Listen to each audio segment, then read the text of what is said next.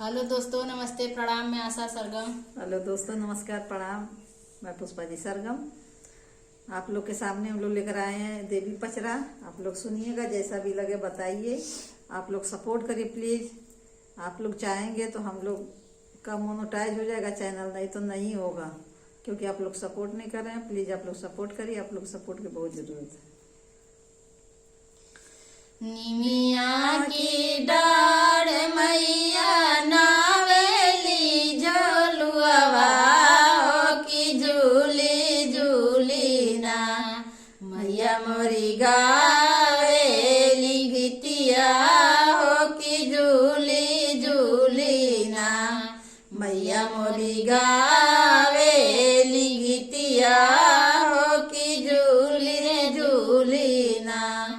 झूलत झूलत रे मैया के लागले पियसिया हो की चली रे भैली ना, माला होरिया वसिया देवी चली रे भैली ना, माला होरिया वसिया देवी चली रे भैली ना।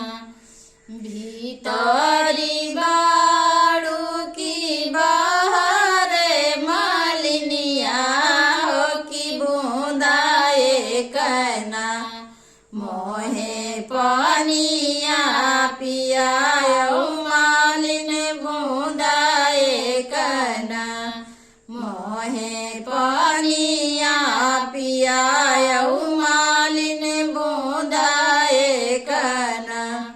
कैसे का पानिया पियाओ मोरी मैया हो कि मोरे गोदीना, बड़ा सेवा का तुहार मैया मोरे गोदीना, बड़ा सेवा का तुहार मैया मोरे गोदीना।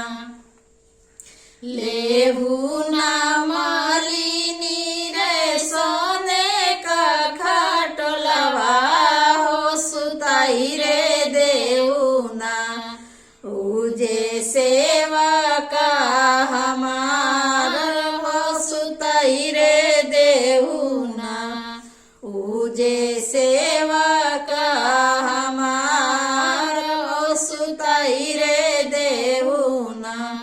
सोने का खटोलवा रे मैया टूटी फाटी जइहा हो सलकवारा उड़ना, उजे भुइया लोड़ी जइहा हो बलकवारा उड़ना, उजे भुइया लोड़ी जइहा हो बलकवारा उड़ना।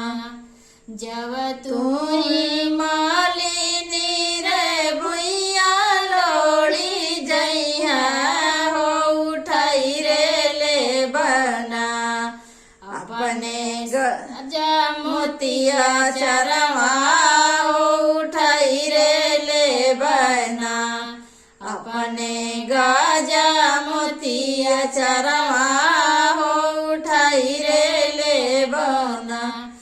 तुहरे चरवा मैया बेला चमैला हो बलकवारा उड़ना, उजे दूधवा पे भरिया हो बलकवारा उड़ना, उजे दूधवा पे भरिया हो बलकवारा उड़ना।